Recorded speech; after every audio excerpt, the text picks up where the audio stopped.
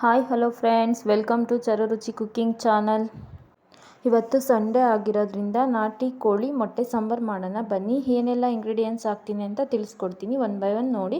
ಮೊದಲಿಗೆ ಒಂದು 4-5 ಈರುಳ್ಳಿ ತೊಗೊಂಡಿದ್ದೀನಿ, ಒಂದು 5-6 ಗೆಡ್ಡೆ ಬೆಳ್ಳುಳ್ಳಿ ತೊಗೊಂಡಿದ್ದೀನಿ, 1 ಇಂಚು ಶುಂಠಿ ತೊಗೊಂಡಿದ್ದೀನಿ, 1-3 ಟೊಮೆಟೊ ತೊಗೊಂಡಿದ್ದೀನಿ, ಮತ್ತು ಕೊತ್ತಂಬರಿ ಪುದೀನ, ಮತ್ತು 1 ಕೊಬ್ಬರಿ ತೊಗೊಂಡಿದ್ದೀನಿ ಚಿಕ್ಕದು. ಕೊಬ್ಬರಿಗೆ 1 ಸ್ಪೂನಷ್ಟು ಗಸಗಸೆ ಮತ್ತು ಲವಂಗ, ಒಂದು 5-6 ಹಾಕೋಬೋದು, ಜಾಸ್ತಿ ಆದರೂ ಹಾಕೋಬೋದು. ಲವಂಗ ಮತ್ತು ಚಕ್ಕೆನ ತೊಗೊಂಡಿದ್ದೀನಿ. ಇದೆಲ್ಲ ನುಣ್ಣಗೆ ಪೇಸ್ಟ್ ಮಾಡ್ಕೊಬೇಕು ಮಿಕ್ಸಿಗೆ ಹಾಕ್ಕೊಂಡು. ನೋಡ್ತಾ ಇರ್ಬೋದು ಇಷ್ಟೆಲ್ಲ ತೊಗೊಂಡಿದ್ದೀನಿ. ನಾನಿಲ್ಲಿ 2 kg ಕೋಳಿಗೆ ಆಗೋವಷ್ಟು ಮಸಾಲೆನ ರುಬ್ಕೊಬಿಡ್ತಾ ಇದ್ದೀನಿ.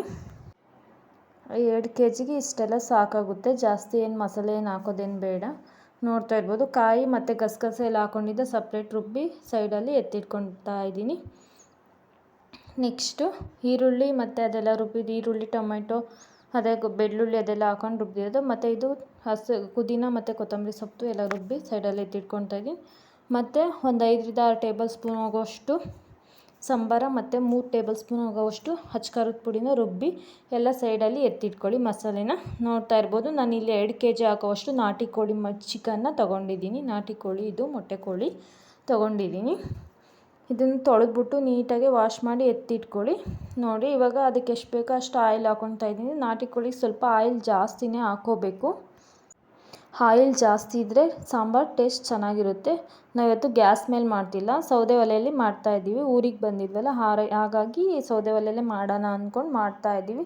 ನೋಡ್ತಾ ಇರ್ಬೋದು ಎಣ್ಣೆ ಕಾದಿದೆ, ಅದರೊಳಗಡೆ ಸ್ವಲ್ಪ ಬೆಳ್ಳುಳ್ಳಿ ಜಜ್ಜಿ ಹಾಕ್ಬಿಟ್ಟು ನೆಕ್ಸ್ಟು ಚಿಕನ್ನ ಅದರೊಳಗಡೆ ಹಾಕ್ಬಿಟ್ಟು ಚೆನ್ನಾಗಿ ಒಂದು ಸಲ ಮಿಕ್ಸ್ ಮಾಡ್ಕೊಳ್ಬೇಕು.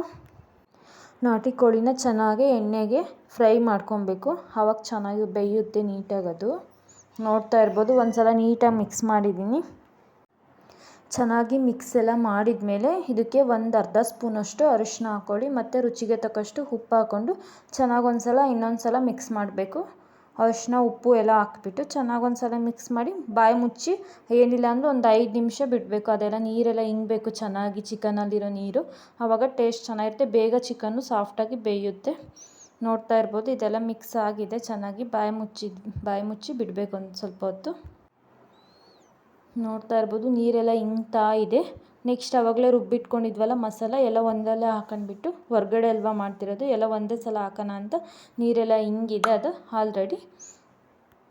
ಇವಾಗ ಮಸಾಲೆ ಎಲ್ಲ ಅದರೊಳಗಡೆ ಹಾಕಿಬಿಟ್ಟು ಚೆನ್ನಾಗಿ ಒಂದು ಸಲ ಮಿಕ್ಸ್ ಮಾಡಬೇಕು, ಕುದಿಸ್ಬೇಕು ಚೆನ್ನಾಗಿ. ನೋಡಿ ಈ ಥರ ಚೆನ್ನಾಗಿ ಮಿಕ್ಸ್ ಮಾಡಿಕೊಂಡು ನೀರು ಎಷ್ಟು ಬೇಕೋ ನಿಮಗೆ ಅಷ್ಟೇ ಹಾಕ್ಕೊಳ್ಳಿ, ಜಾಸ್ತಿ ನೀರು ಹಾಕೋಕ್ಕೆ ಹೋಗಬೇಡಿ. ನೀರು ಥರ ಇದ್ದರೆ ಚೆನ್ನಾಗಿರಲ್ಲ. ಜಾಸ್ತಿ ಮುದ್ದೆಗೂ ಮತ್ತು ಚಪಾತಿಗೆಲ್ಲ ತಿನ್ಬೋದು, ಜಾಸ್ತಿ ತೆಳ್ಳಗಾದರೆ ತಿನ್ನೋಕ್ಕಾಗಲ್ಲ, ಬರೀ ರೈಸ್ಗಷ್ಟೇ ತಿನ್ಬೋದಾಗುತ್ತೆ. ನೋಡ್ತಾ ಇರ್ಬೋದು ಎಲ್ಲ ಮಸಾಲೆ ಹಾಕಿ ಎಲ್ಲ ಬಿಟ್ಟಿದ್ದೀವಿ. ನೀರನ್ನು ಅಷ್ಟೇ ಜಾಸ್ತಿ ಏನು ಹಾಕಿಲ್ಲ. ನೋಡ್ತಾ ಇರ್ಬೋದು ತುಂಬ ಚೆನ್ನಾಗಿರುತ್ತೆ. ನೀವು ಒಂದು ಸಲ ಒಲೆಯಲ್ಲಿ ಟ್ರೈ ಮಾಡಿ ನಾಟಿ ಕೋಳಿ ಸಾಂಬಾರನ್ನ. ಯಾರಿಗೆಲ್ಲ ನಾಟಿ ಕೋಳಿ ಸಾಂಬಾರು ಇಷ್ಟ ಅಂತ ತಿಳಿಸಿ ನೋಡೋಣ, ಎಷ್ಟು ಜನಕ್ಕೆ ಇಷ್ಟ ನಾಟಿ ಕೋಳಿ ಸಾಂಬಾರು. ಇದಕ್ಕೆ ಒಂದು ಏನಾದ್ರು ನೋಡಿ ನೀರು ಹಾಕೊಂಡಿದ್ದೀವಿ, ಖಾರದ್ದೆಲ್ಲ ನೀರು ಇರ್ತಲ್ಲ ಅದನ್ನೇ ಸ್ವಲ್ಪ ನೀರು ಹಾಕಿದ್ವಿ, ಜಾಸ್ತಿ ನೀರು ಹಾಕೋಕ್ಕೆ ಹೋಗಿಲ್ಲ. ಇದಕ್ಕೆ ನೀರೆಲ್ಲ ಹಾಕ್ಬಿಟ್ಟು ಚೆನ್ನಾಗಿ ಕ್ಲೋಸ್ ಮಾಡಿಬಿಟ್ಟು ಚೆನ್ನಾಗಿ ಕುದಿ ಬರಬೇಕು. ಅದು ಕುದಿಸಿದ್ರೆ ನೋಡಿ ಈ ಥರ ಬರ್ತಾ ಇದೆ, ಚೆನ್ನಾಗಿ ಕುದಿಬೇಕು. ಪೀಸೆಲ್ಲ ಚೆನ್ನಾಗಿ ಬೇಯಬೇಕು, ಆವಾಗಲೇ ಸಾಂಬಾರು ಟೇಸ್ಟ್ ಇರೋದು.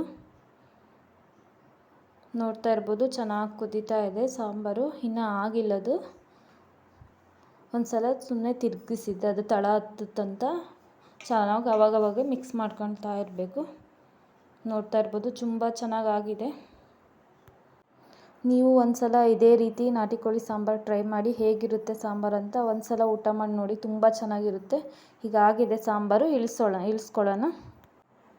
ನೋಡಿ ಸರ್ವ್ ಮಾಡಿ ತೋರಿಸ್ತಾ ಇದ್ದೀನಿ. ಮುದ್ದೆ ಜೊತೆ ತುಂಬ ಚೆನ್ನಾಗಿರುತ್ತೆ, ನಾಟಿ ಕೋಳಿ ಮುದ್ದೆ ಸಾಂಬಾರು ಜೊತೆ ತುಂಬ ಚೆನ್ನಾಗಿರುತ್ತೆ. ನೀವು ಒಂದು ಸಲ ಟ್ರೈ ಮಾಡಿ. ಹಾಗೆ ನನ್ನ ಚಾನಲ್ ಯಾರೆಲ್ಲ ನೋಡ್ತಾ ಇದ್ದೀರಾ ಪ್ಲೀಸ್ ಸಬ್ಸ್ಕ್ರೈಬ್ ಮಾಡ್ಕೊಳ್ಳಿ. ನೋಡ್ತಾ ಇರ್ಬೋದು ತುಂಬ ಚೆನ್ನಾಗಿ ಬಂದಿದೆ. ಮುದ್ದೆ ಮತ್ತು ಅನ್ನ, ಚಪಾತಿ ಜೊತೆ ಎಲ್ಲರ ಜೊತೆನೂ ತಿನ್ನೋದಕ್ಕೆ ತುಂಬ ಚೆನ್ನಾಗಿರುತ್ತೆ, ತುಂಬ ರುಚಿಯಾಗಿರುತ್ತೆ. Thank you for watching.